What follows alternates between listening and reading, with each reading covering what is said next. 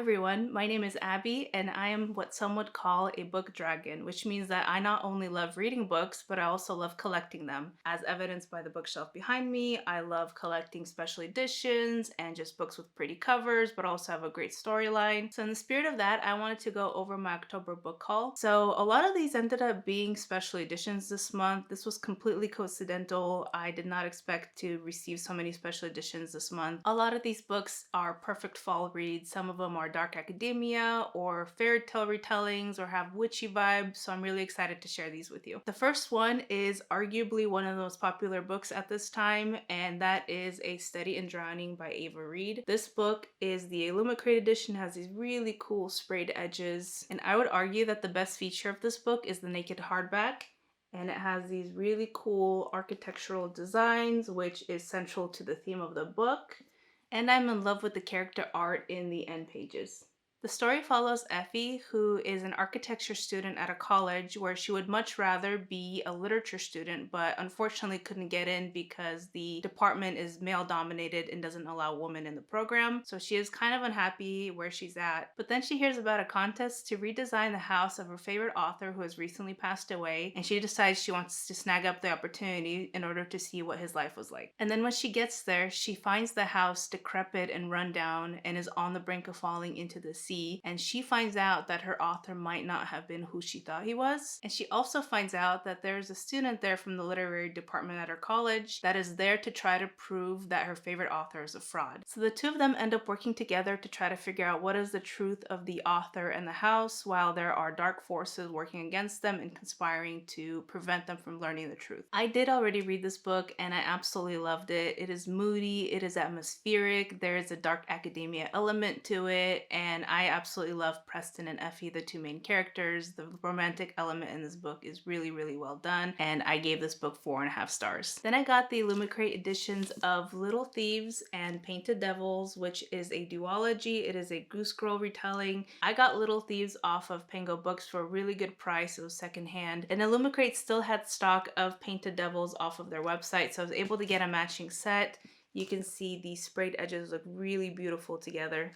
And the big appeal to me about these books are the naked hardcovers. This is Little Thieves. You can see some fine character art here, and I really, really like the spine.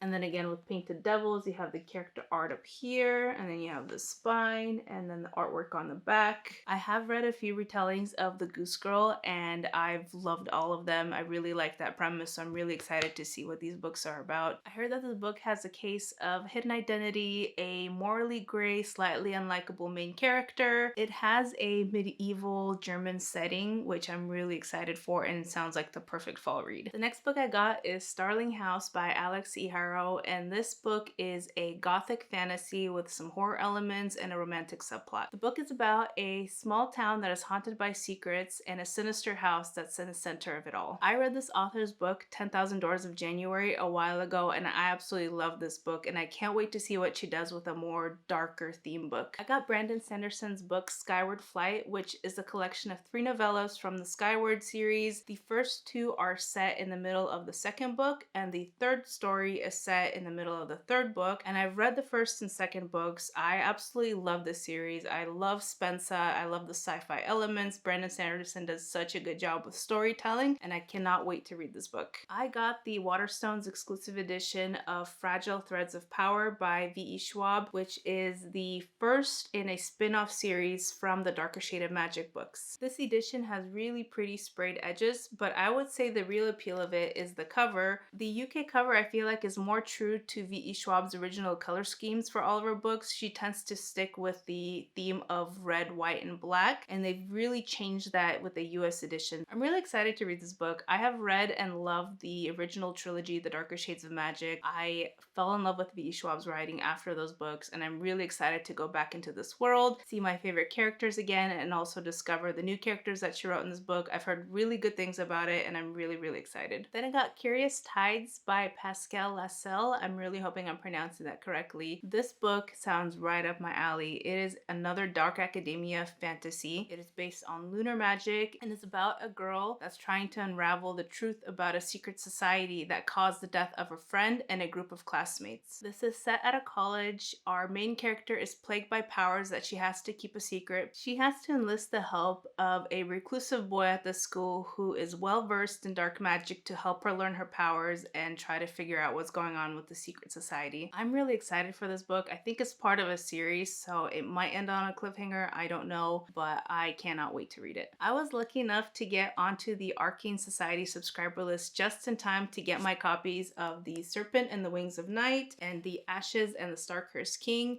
They are very, very beautiful foiled editions. They have these really pretty sprayed edges that I'm really excited about, and they go all the way around the top and bottom. They also have nice character art that is on the naked hardbacks, and it is foiled, so that's a really nice plus. And they also have character art on the reversible dust jackets as well. These books are a fantasy romance duology that is part of a larger series of 6 books that will be about different characters. These books are about a human daughter of a vampire king that has to enter a tournament to fight for her place in the society. She has to enlist the help of a vampire from a rival house to help her win this tournament, and obviously she has to fight her attraction to this guy. I have not read the series, but I have read Daughter of No World by the same author, and I really, really love that trilogy. I think the author does such a good job with world building and character development and just the trials that the characters have to overcome, so I'm really excited to read this. Now, these are the 2 books that I was most excited for this month. It is the Mina Lena editions of the first and second Harry Potter books. There are currently 3 out, but I have the first 2 because Barnes & Noble had a buy one get one half off price. And the really cool appeal of these books is that they are full color, have a bunch of illustrations, and have a bunch of little pop-ups that are really cool. So let me show you a few. Here is an image from the first book. It is Harry Potter with all of his Hogwarts letters. And I think this is one of my favorite pop-ups in this book. This is Diagon Alley.